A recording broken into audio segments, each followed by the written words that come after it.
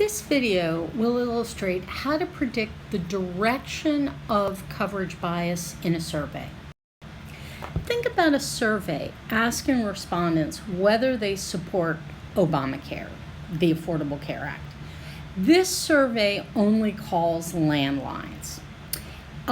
Support for President Obama is higher among younger people and lower among older people.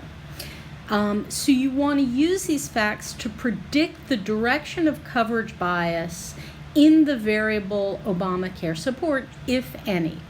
And we're going to use path diagrams to show that.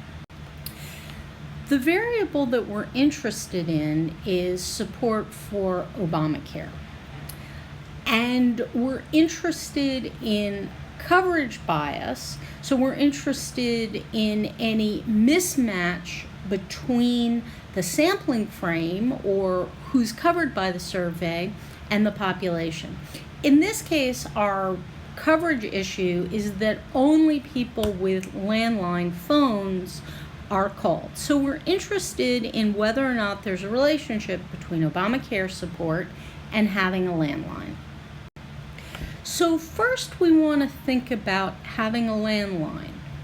Who is covered and who isn't covered? Is there a systematic relationship? Is there a systematic predictor of who has a landline and who doesn't? There definitely is. The most dramatic of these is that younger people are much less likely not to have landlines. Since the older you are, the more likely you are to have a landline, we know that this survey covers a disproportionately high number of older people, and we are missing out on all those cell phone only young people. So the next thing we need to do is ask if there's a relationship between age and Obamacare support. Well, unsurprisingly, there is one, since we know that younger people are more likely to support Obama.